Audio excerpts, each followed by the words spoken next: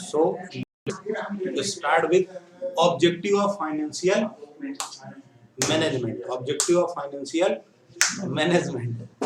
तो primary and most important objective of financial management is to maximize wealth of equity shareholder, which means maximizing the market price of equity share. समझना.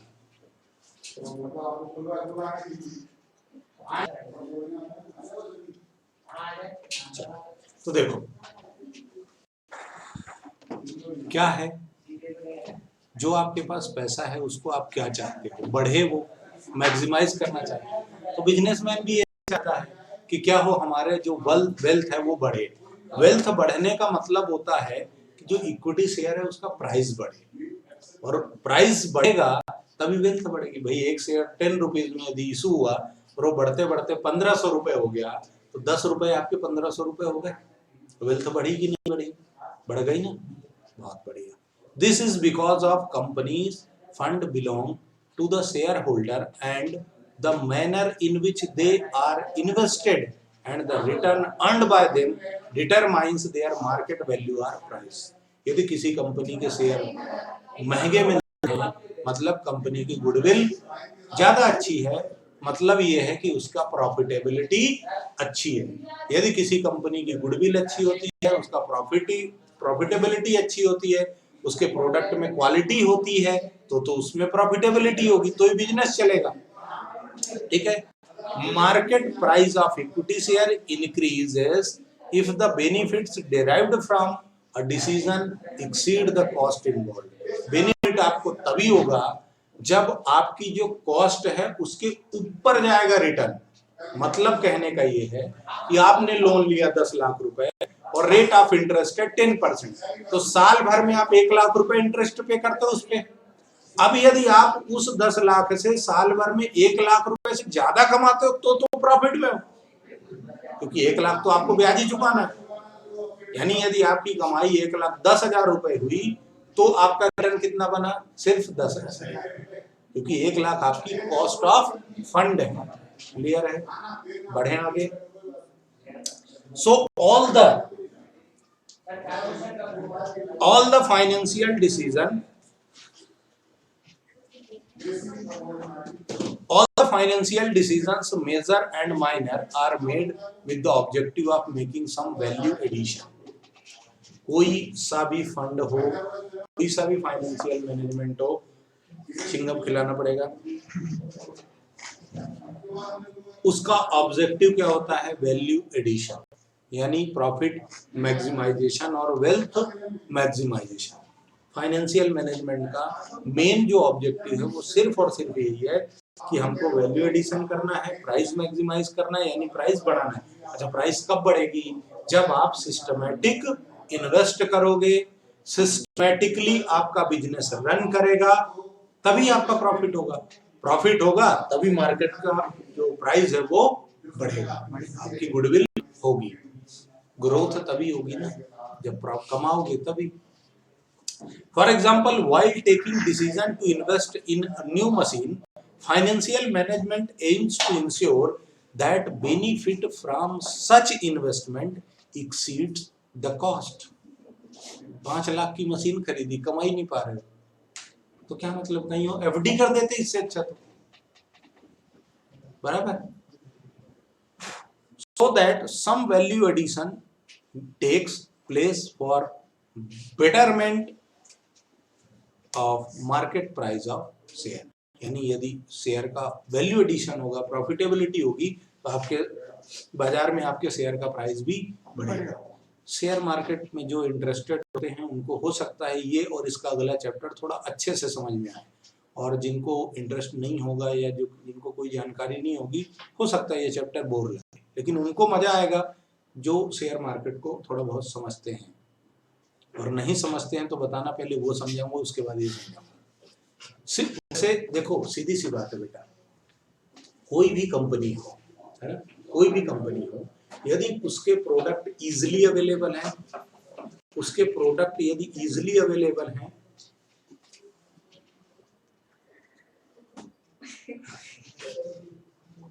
Quality है उनमें तो ज़्यादा बिकता है, demanding होता है। जब वो चीज़ें ज़्यादा बिकती हैं तो बस नेचुरल सी चीज़ है कि आपका प्रॉफिट भी बढ़ेगा, और प्रॉफिट बढ़ेगा तो आपकी वेल्थ बढ़ेगी, आपके बिजनेस का एक्सपांसन होगा। जब बिजनेस का एक्सपांसन होगा तो लोग आप पर आंख बंद करके भरोसा करेंगे। जब भरोसा करेंगे तो सीधी सी बात है, नंबर ऑफ कंज्यूमर इंक्रीज होंगे।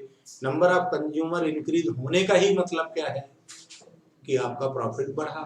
जब प्रॉफिट बढ़ेगा तो आपका जो प्रोडक्ट है यानी आपका जो शेयर है वो शेयर मार्केट में क्या करेगा, लोग ज़्यादा खरीदेंगे। क्यों?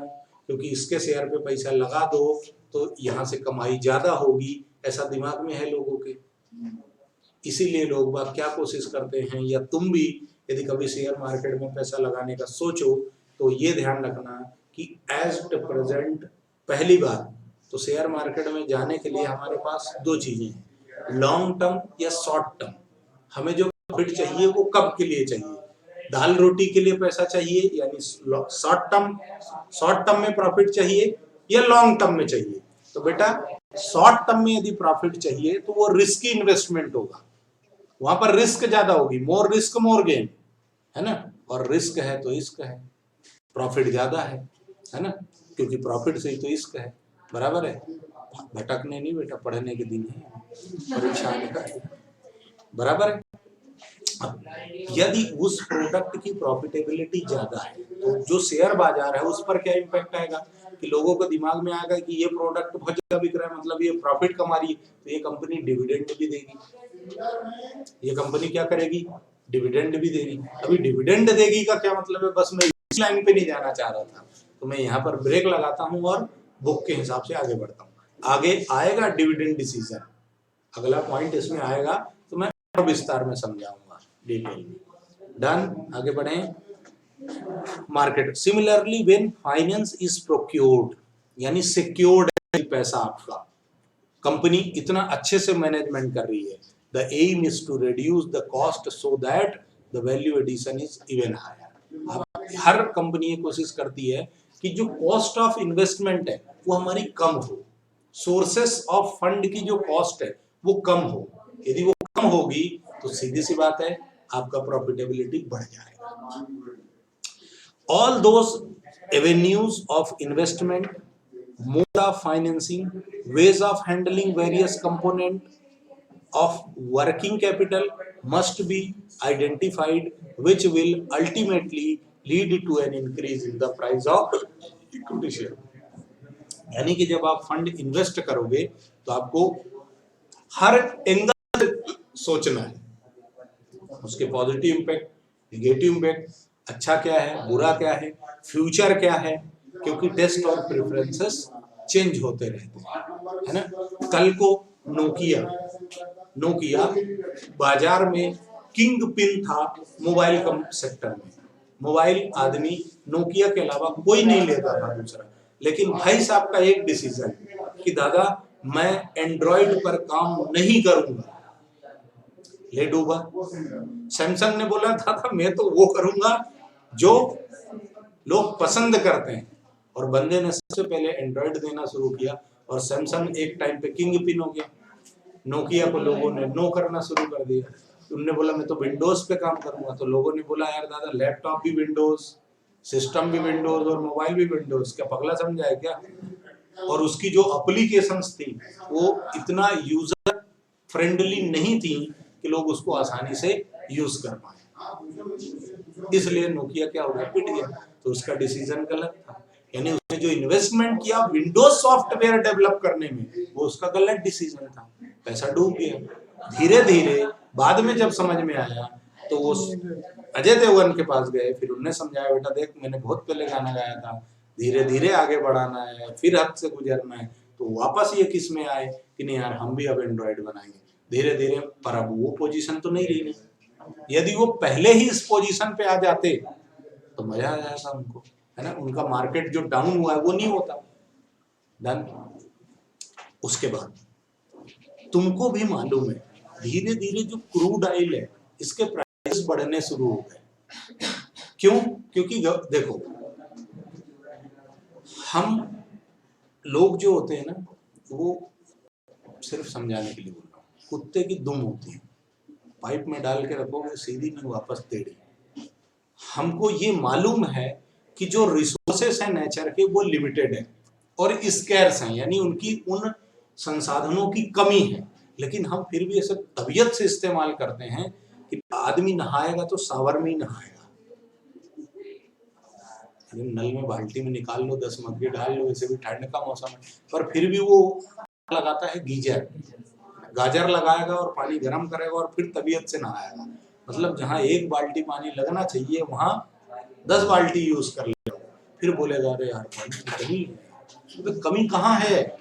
नेचर ने तो तुमको दिया है, पर तुम नेचर के अगेंस्ट काम कर रहे हो। मन का मैल साफ करो, है ना? मन में जो मैल है उसको साफ करो। अरे कंज्यूमर प्रोटेक्शन है ना, अपन ने कितनी सारी चीजें पढ़ी उसमें, है ना? तो अब इससे क्या होता है? रिन्यूएबल एनर्जी तो है नहीं, रिन्यूएबल सोर्सेस पे जाने के लिए क्या करना पड़ेगा?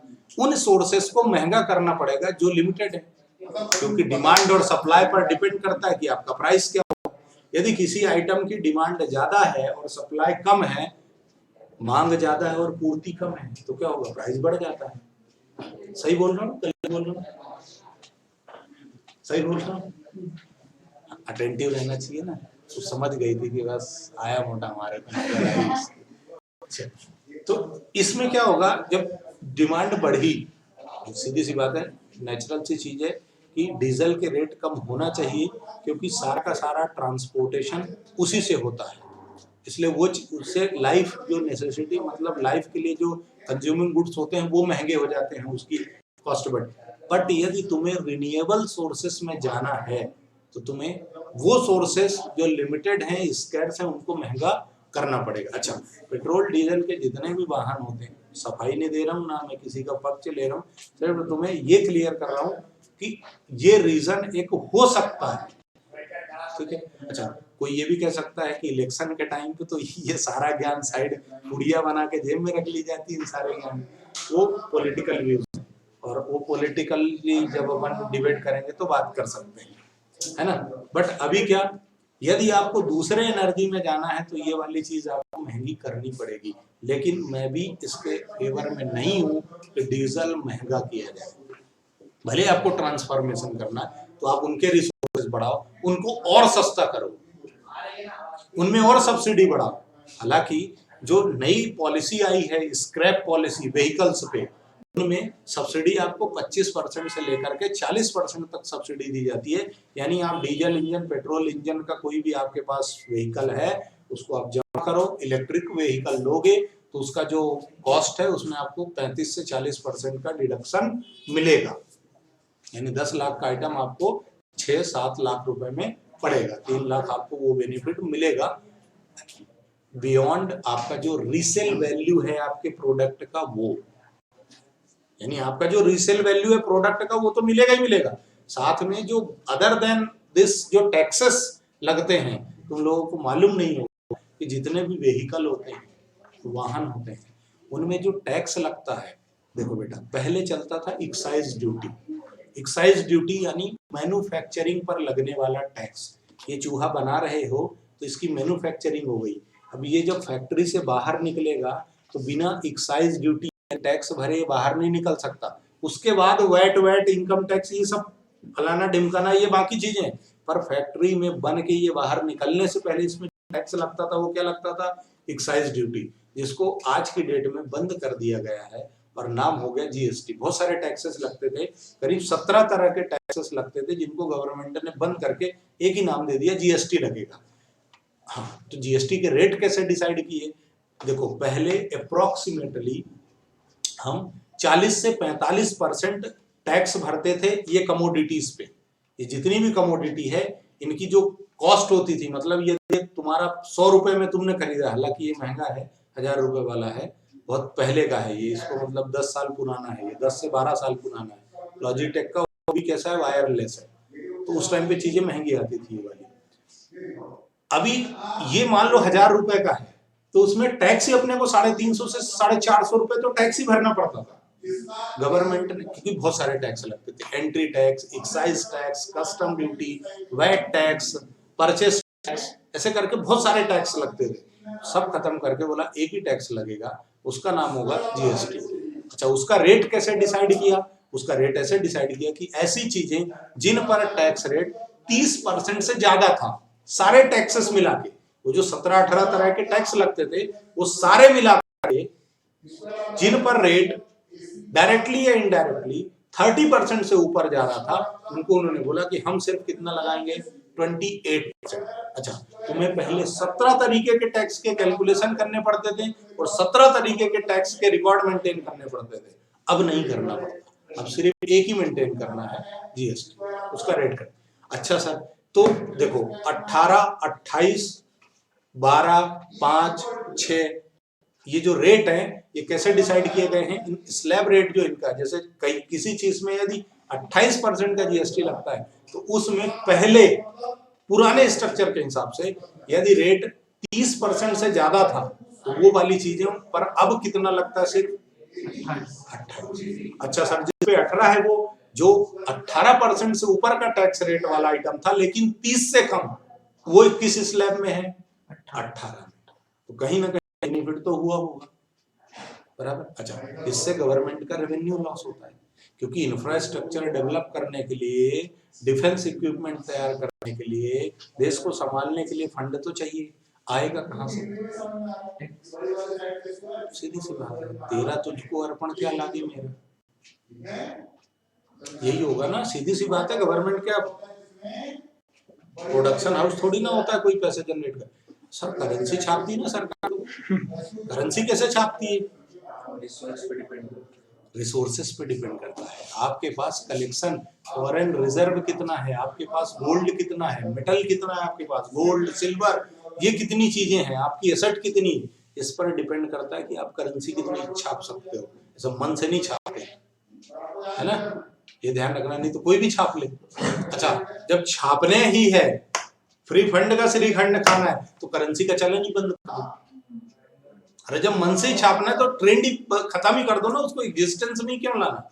पुराना बार्टर सिस्टम ही सही था ना, जो अपने पास है वो दे दो और जो दूसरे के पास ले लो, काम खत्म, खुशहाल, तुम भी खुश हम भी खुश, माथा फोड़ी खत्म, है ना, बराबर है। पर ऐसा नहीं है, क्यों? आगे बढ़े, मैं क्या बताता चले, मैं भी भूल गया कि मैं बता क्या रहा था, चले गया, मैं क्या समझा रहा था? फाइनेंस का प्रोक्योरमेंट डिसीजन मेकिंग, हाँ नोकिया का मैंने शायद एग्जांपल लिया था ना, प्रॉफिट मैक्सिमाइजेशन अल्टीमेटली ऑब्जेक्टिव है, यानी आपको इन्वेस्टमेंट करते टाइम इन बातों का ध्यान रखना है कि हम पैसा वहां लगाएं, वहां इन्वेस्ट करें जहां से हमको रिटर्न आए, है ना, प्रॉफिटेबिलिटी हो। Amount of long term, short term हो गया, ब्रेकअप हो गया, ऑल आइटम्स हो गया, ऑब्जेक्टिव ऑफ फाइनेंशियल मैनेजमेंट, ये भी पढ़ा क्या हमने? पढ़ा क्या?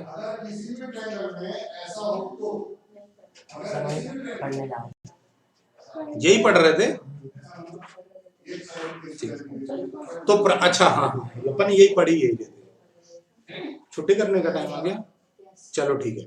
तो आपको इस तरीके से इन्वेस्टमेंट करना है, वर्किंग कैपिटल को ऐसे मैनेज करना है, कैपिटल इन्वेस्टमेंट को, फिक्स्ड एसेट्स को ऐसे मैनेज करना है ताकि आपको क्या हो, वेल्थ मैक्सिमाइजेशन हो, शेयर होल्डर का वेल्थ मैक्सिमाइज हो, बराबर।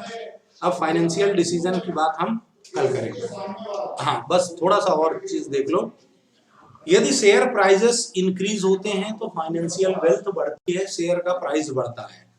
बढ़ता इसलिए है क्योंकि नाम ये हो जाता है, आपके पास जो पैसा पड़ा है आप वो किसी को किस उद्देश्य से देते हो, कि मेरे पास यदि पड़ा रहा तो ₹1,00,000 है तो लाख ही रहेगा, लेकिन यदि मैंने किसी और को दे दिया और उसके बदले मुझे इंटरेस्ट मिला, ब्याज मिला, तो मेरा पैसा बढ़ेगा, मेरा रेवेन्यू जनरेट होगा, मेरा प्रॉफिटेबिलिटी होगा, वेल्थ मैक्सिमाइज होगी मेरी, है ना, इसलिए देते हो।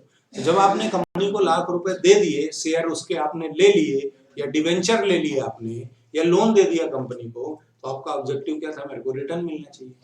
अब कंपनी क्या करती है, वो पैसा इन्वेस्ट करती है और प्रॉफिट अर्न करती है, उस प्रॉफिट जो अर्न करती है वो जब डेट यानी उधारी पर चुकाया जाता है तो वो क्या कहलाता है?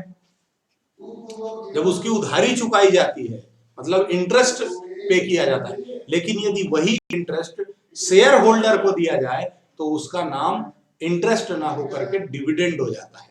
डिविडेंड का हिंदी मतलब होता है लाभांश, लाभ का अंश, और लाभ मतलब प्रॉफिट। कंपनी ने जो प्रॉफिट कमाया वो अपने शेयर होल्डर को यानी मालिक को जब बांटती है तो वो प्रॉफिट क्या कहलाता है? इंटरेस्ट या ब्याज नहीं कहलाता, बल्कि क्या कहलाता है? डिविडेंड कहलाता है। सिंपल, यानी जो इंटरेस्ट है वही जब डिवेंचर होल्डर को दिया जाता है या लोन वाले को दिया जाता है तो वो क्या कहलाता है? इंटरेस्ट, वही प्रॉफिट का डिस्ट्रीब्यूशन। लेकिन जब वो शेयर होल्डर को दिया जाता है तो चूंकि वो मालिक को पैसा जा रहा है तो मालिक को क्या मिलता है? प्रॉफिट में हिस्सा। क्या मिलता है? प्रॉफिट में हिस्सा, यानी शेयर इन प्रॉफिट। और वो शेयर इन प्रॉफिट क्या कहलाता है? डिविडेंड कहलाता है। वो ब्याज नहीं कहलाता, यानी इंटरेस्ट नहीं कहलाता। क्लियर है? तो डिविडेंड क्या है, ये क्लियर हो गया। डिविडेंड भी एक तरह से इंटरेस्ट है, लेकिन चूंकि ये पैसा हम शेयर होल्डर को यानी ओनर को देते हैं इसलिए हम उसको इंटरेस्ट नहीं बोलते, क्या बोलते हैं? डिविडेंड। शेयर इन प्रॉफिट यानी लाभांश, लाभ का अंश। डन। अब आगे की कहानी मेरी जुबानी हम कल पढ़ेंगे, ठीक? हाँ, कल हम कितने बजे मिलेंगे इसका डिस्कशन हम एक बार और कर लेंगे।